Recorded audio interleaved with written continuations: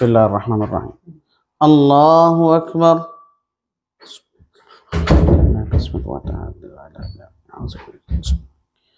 الحمد لله رب العالمين الرحمن الرحيم مالك يوم الدين إياك نعبد وإياك نستعين اهدنا الصراط المستقيم صراط الذين أنعمت عليهم غير المغضوب عليهم ولا الضالين.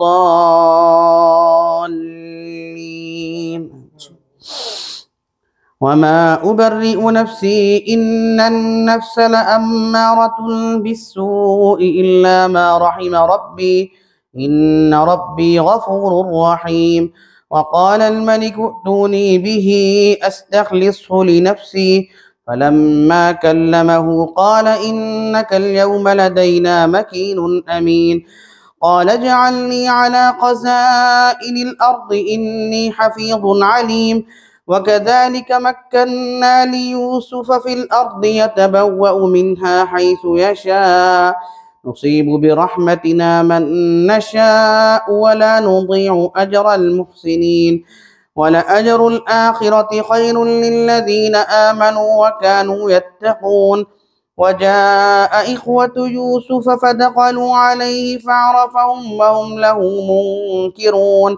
ولما جهزهم بجهازهم قال ائتوني بأخ لكم من أبيكم ألا ترون أني أوفي الكيل وأنا خير المنزلين فإن لم تأتوني به فلا كيل لكم عندي ولا تقربون.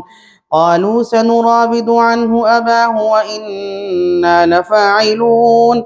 وقال لفتيانه اجعلوا بضاعتهم في رحالهم لعلهم يعرفونها إذا انقلبوا إلى أهلهم لعلهم يرجعون. فلما رجعوا إلى أبيهم قالوا يا أبانا منع منا الكيل فأرسل معنا أخانا نكتل وإنا له لحافظون.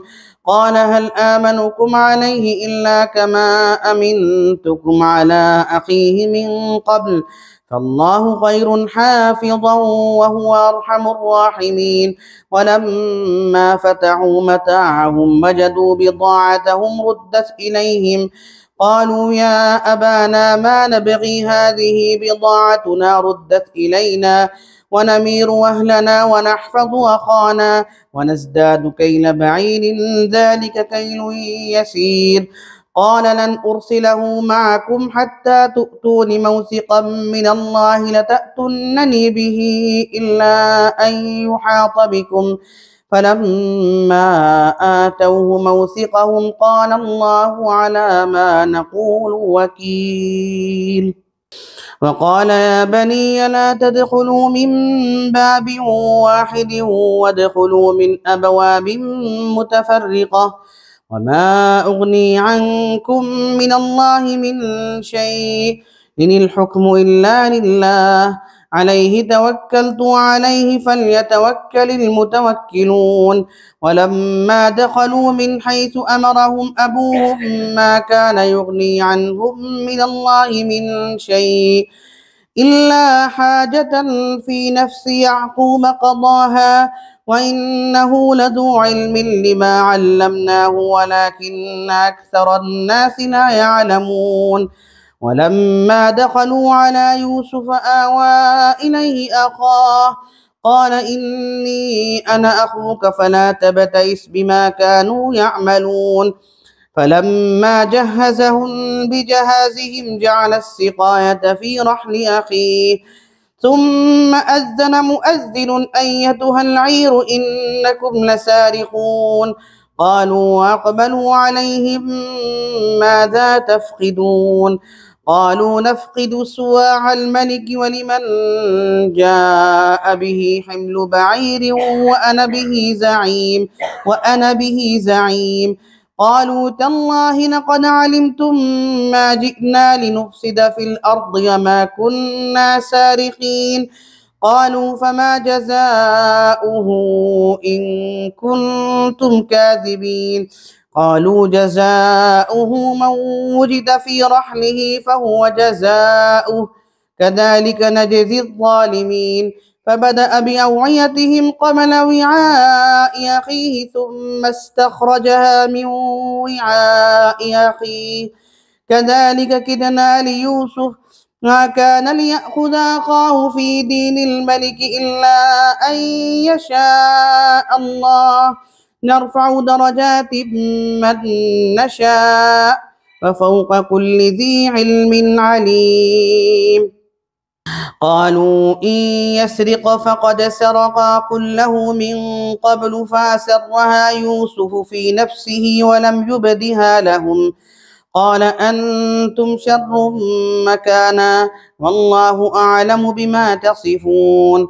قالوا يا أيها العزيز إن له أبا شيخا كبيرا فخذ أحدنا مكانه إنا نراك من المحسنين.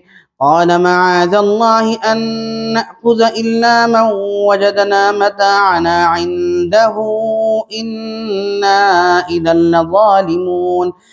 فلما استيئسوا منه خلصوا نجيا قال كبيرهم ألم تعلموا أن أباكم قد أخذ عليكم موثقا من الله ومن قبل ما فرطتم في يوسف فلن أبرح الأرض حتى يأذن لي أبي أو يحكم الله لي وهو خير الحاكمين.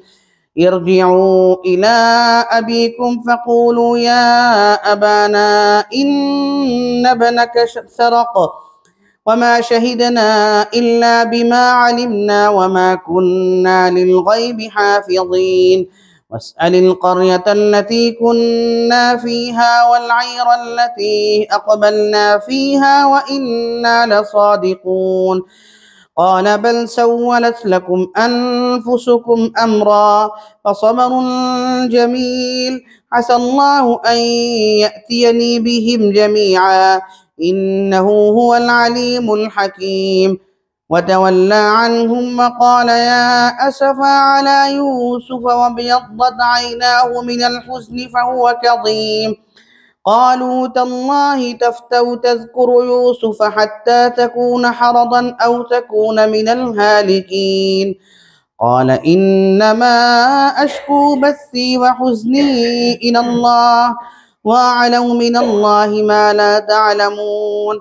يا بني يذهبوا فتحسسوا من يوسف وأخيه ولا تيأسوا من روح الله إنه لا ييأس من روح الله إلا القوم الكافرون.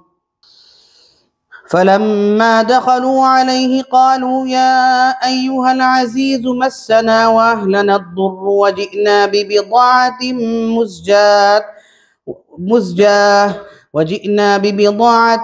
مزجاة فأوف لنا الكيل وتصدق علينا إن الله يجزي المتصدقين. قال هل علمتم ما فعلتم بيوسف وأخيه إذ أنتم جاهلون. قالوا أئنك لأنت يوسف قال أنا يوسف وهذا أخي قد من الله علينا إنه من يتق ويصبر فإن الله لا يضيع أجر المحسنين. قالوا تالله لقد آثرك الله علينا وإن كنا لخاطئين. قال لا تثريب عليكم اليوم يغفر الله لكم وهو أرحم الراحمين. اذهبوا بقميصي هذا فألقوه على وجه أبي يأت بصيرا وأتوني بأهلكم أجمعين. ولما فصلت العير قال أبوهم إني لأجد ريح يوسف لولا أن تفندون. قالوا تالله إنك لفي ضلالك القديم. فلما أن جاء البشير ألقاه على وجهه فارتد بصيرا قال ألم أقل لكم إني أعلم من الله ما لا تعلمون. قالوا يا أبانا استغفر لنا ذنوبنا إنا كنا خاطئين. قال سوف أستغفر لكم ربي إنه هو الغفور الرحيم.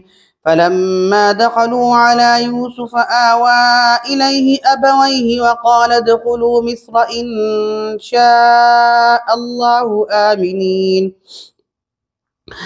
ورفع أبويه على العرش وخروا له سجدا وقال يا أبت هذا تأويل رؤياي من قبل قد جعلها ربي حقا وقد أحسن بي إذ أخرجني من السجن وجاء بكم من البدو من بعد أن نزغ الشيطان بيني وبين إخوتي إن ربي لطيف لما يشاء إنه هو العليم الحكيم.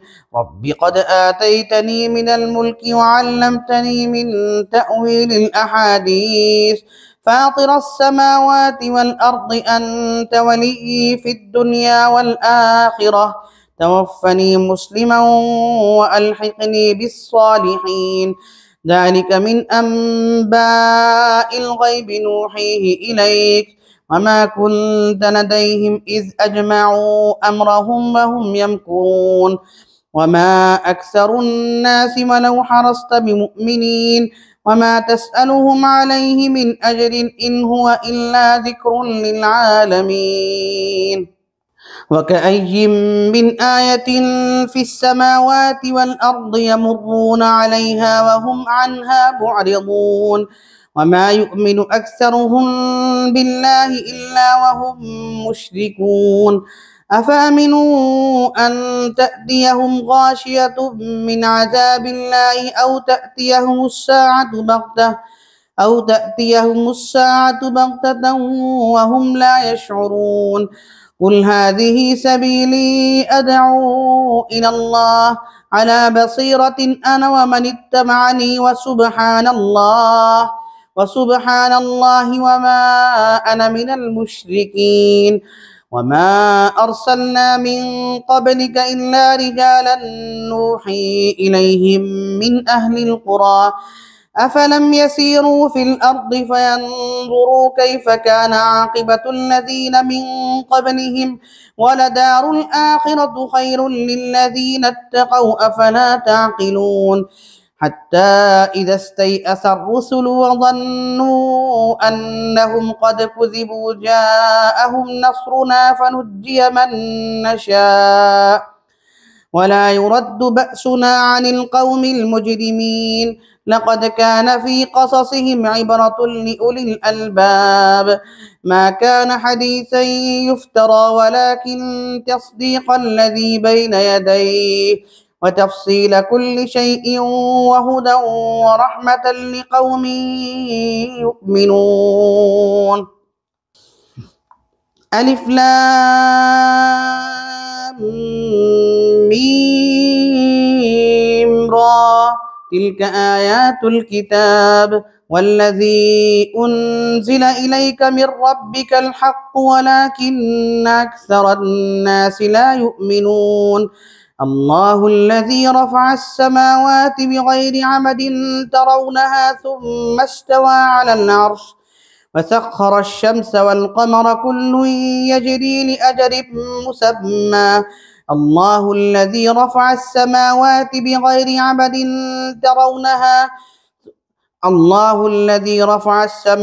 بغير عمد ترونها ثم استوى على العرش وسخر الشمس والقمر كل يجري لأجل مسمى يدبر الأمر يفصل الآيات لعلكم بلقاء ربكم توقنون. وهو الذي مد الأرض وجعل فيها رواسي وأنهارا ومن كل الثمرات جعل فيها زوجين اثنين يغشي الليل النهار إن في ذلك لآيات لقوم يتفكرون.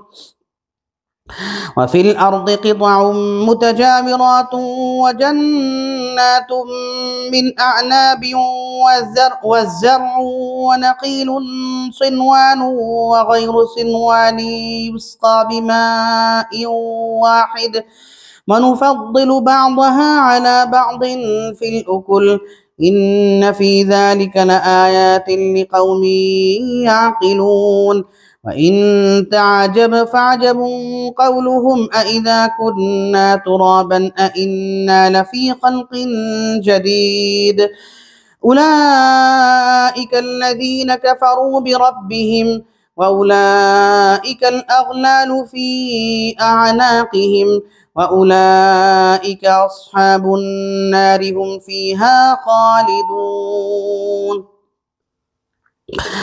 ويستعجلونك بالسيئة قبل الحسنة وقد خلت من قبلهم المثلات وإن ربك لذو مغفرة للناس على ظلمهم وإن ربك لشديد العقاب ويقول الذين كفروا لولا أنزل عليه آية من ربه إنما أنت منذر ولكل قوم هاد الله يعلم ما تحمل كل أنثى وما تغيض الأرحام وما تزداد وكل شيء عنده بمقدار عالم الغيب والشهادة الكبير المتعال سواء منكم من أسر القول ومن جهر به ومن هو مستخف بالليل وسارب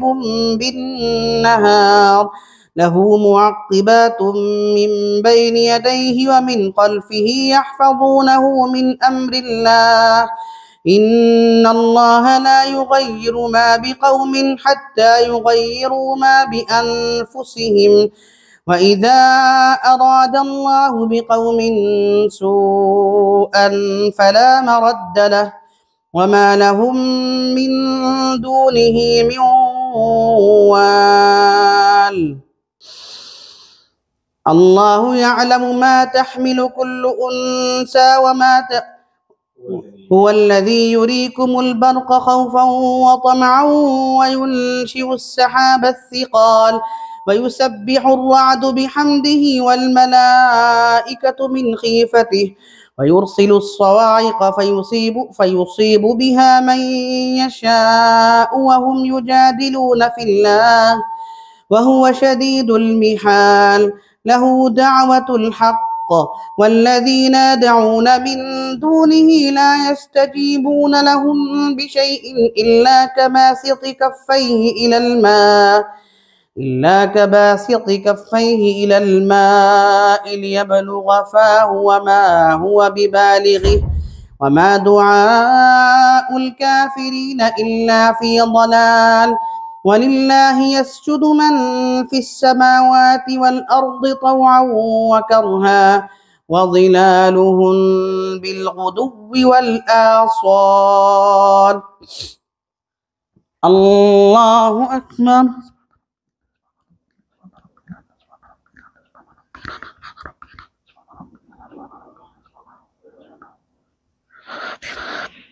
الله أكبر قل من رب السماوات والأرض قل الله قل أفاتخذتم من دونه أولياء لا يملكون لأنفسهم نفعا ولا ضرا قل هل يستوي الأعمى والبصير أم هل تستوي الظلمات والنور أم جعلوا لله شركاء خلقوا كخلقه فتشابه الخلق عليهم قل الله خالق كل شيء وهو الواحد القهار أنزل من السماء ماء فسالت أودية بقدرها فاحتمل السيل زبدا رابيا ومما يوقدون عليه في النار ابتغاء حلية أو متاع زبد مثله كذلك يضرب الله الحق والباطل